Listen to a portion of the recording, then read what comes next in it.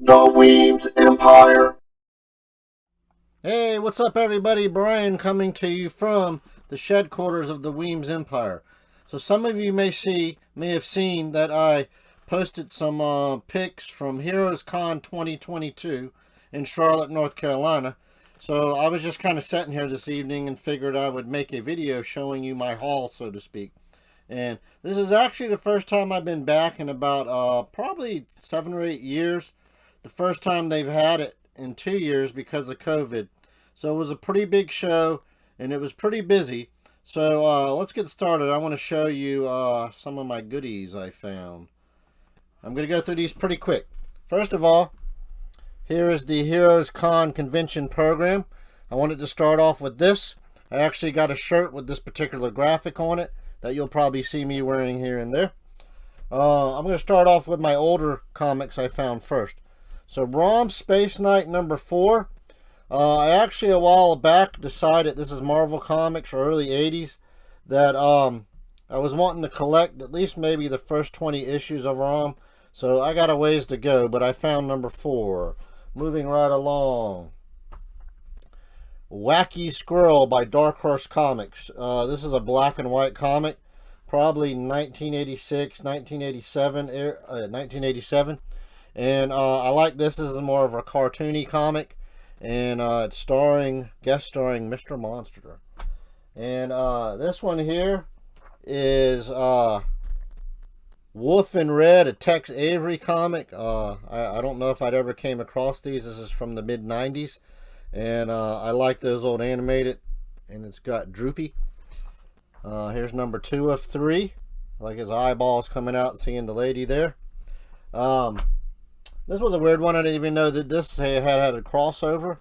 Transformers and Back to the Future IDW issue number 4. Only one of these I got. There's Doc and Marty. And what was his dog's name? Einstein, I think. But pretty cool. I found an issue of G.I. Joe that I didn't have. And I actually found this is number 1 and this is number 1. So I don't know if they're just the same issue with 2 different covers. But back in the 90s, they tried to kind of relaunch G.I. Joe with a new grittier format, and it really kind of, in my opinion, it kind of fell on its face. So this was their comic release for that by Dark Horse Comics. I just got it because it was G.I. Joe, not because I necessarily approve of that relaunch. I got this. This is Weird War Tales, the Creature Commandos. I like this. It's kind of got Frankenstein. It looks like Dracula. He's coming from a bat and or transforming from a bat, and it looks like they're fighting Nazis, and he's getting ready to beat one of them with the swastika. And this is Weird War Tales number 105. This is probably 1981, so early 80s. Tales of the Unexpected. Have you the nerve to face the unexpected? Number 185. Unexpected number 191. This was actually $1 in 1979, but it had 68 pages worth of story in here. Wow, you couldn't get no deals like that now. Love this cover. It looks like some kind of outer space thing. Unexpected number 195. That girl, she's trapped within the tapestry, and I have to save her. Just weird late 70s, early 80s stories. Unexpected number 210. Looks like some type of a gorilla. Oh, it says Vampire Apes. Nice crossover there. Unexpected number 211. The Mummy and the Iron Mask. They just don't write stories like this now. Let's go into my Fantastic Four finds. Fantastic Four. This is just a one-off. Yancey Street, that's where Ben Grimm or the Thing is from. I also got Fantastic Four, A Death in the Family, a one-shot number 1. I remember when that happened a number of years ago. Fantastic Four, I can't even read that. Isles de la Morute, one shot. I always love the different versions of the way they draw the Thing. Fantastic Four 606. Nice shot of Storm and Sue, the Invisible Woman there. And As you can tell, I just used these shows. Here's Fantastic Four number 4. Now you'll notice this one was 606, and this is number 4. At some point along the line, Marvel thought they would start over with the numbering, but if you look right here in really small letters, you'll see Legacy number 649. So this was what? 41 issues after this one. And for whatever reason, Marvel thought if they renumbered it, people, every time there's a number 1, the sales go up. So Fantastic Four number 9. Love this cover of Dr. Doom. Fantastic Four 14. Fantastic Four 19. Fantastic Four number 24.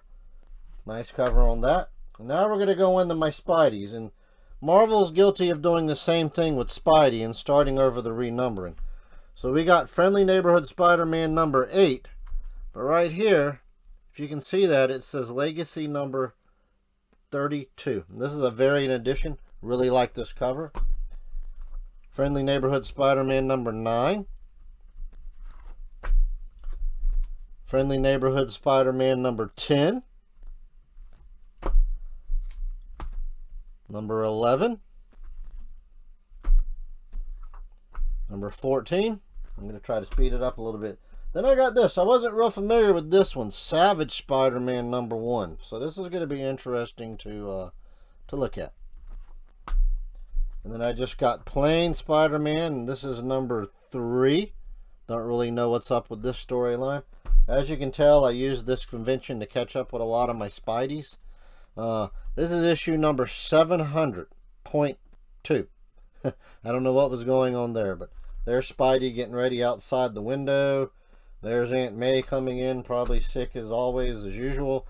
Amazing Spider-Man number 29. Another nice cover. Love the angle of looking down here. Amazing Spider-Man number 32. Amazing Spider-Man number 33. This has got Spider-Man 2099 in it, if you see that right there. That kind of launched back in the 90s when I was in high school. Amazing number 34. Amazing number 35. Bunch of Dr. Dooms on there. Amazing number 36. Love this cover. This is probably my second favorite cover of what I found yesterday. I guess this is Symbiote, because you can see he's kind of oozing. So this must be the Venom Symbiote. Something there. It's Venom Island. Don't really know. I'm not real familiar with it. Amazing Spider-Man number 46. Sins Rising. Amazing Spider-Man number 47. This is also one of my favorite covers. I love this cover. Number 55. You can see it's drawn with a bunch. It looks like it's made out of webs. You got a little spider hanging on the picture right there. Love that. That was a very cool cover. Amazing Spider-Man number 78. I'm going through these fast. Amazing Spider-Man number 80. Pretty cool cover also. It looks like he's about to pop his head. See all of his arms and everything. Everything's out of proportion. He's getting ready to eat them. JJ always wanted to do that. Amazing number 83. Amazing number 88. And this is X-Gwen variant, whatever that means. Amazing number 89. Alright, that's it for my Spideys, I believe. And this is just a guilty pleasure cover I got. Death's Head number 1. I just saw that cover and had to get it for the cover. Which, by the way, that's what a cover should do. Should make you want to read the story. I got this one too. Cloak and Dagger number 10. I like this one because it has Doom on the cover and he's kind of holding them in his fists. And this was also a pretty cool one I came across too. Comics teach tables, graphs, and problem solving. Now, I got it because it would probably help me with my math because I'm no good at math. But it was made by King Comics, and as you can see, it's got Popeye in it and another character. And I think it even had some of the other newspaper serial characters like Hagar and Snuffy Smith. But I could imagine this is probably something that was given out in schools back in the mid-60s. You know, because God forbid we should read a comic and learn at the same time, right? So I also started looking at some of the graphic novels and hardcovers. So this is a hardcover I got, Marvel Comics number 1000. Not really sure what it's about, but the price was right, so I got it. I actually got this for my granddaughter Esme. Figment 2, Legacy of Imagination, Disney Kingdoms.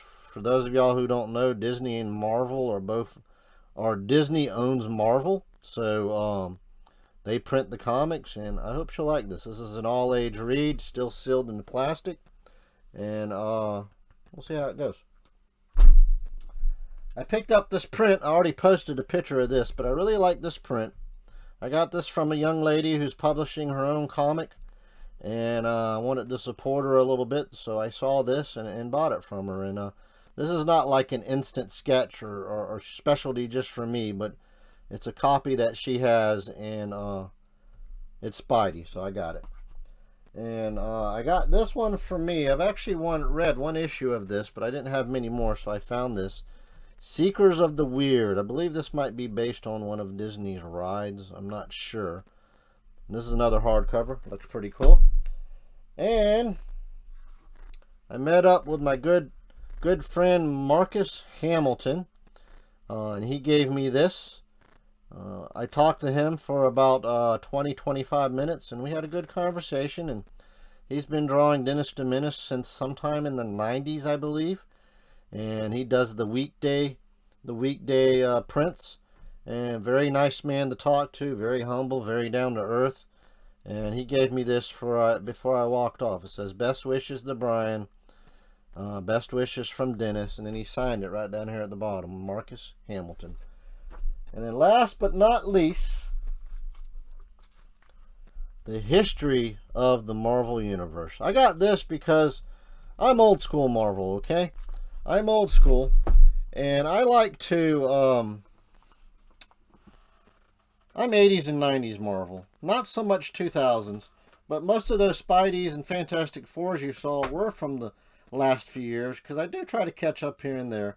But Marvel has a tendency to kind of retroact things and change their history a little bit. So I got this because this is a modern take, and I'm going to be reading through it and see what all they've changed, because they'll go back and retroactively change things up. But that was my haul. Hope you liked it. And that's it from the Weems Empire. God bless and peace out. The Weems Empire.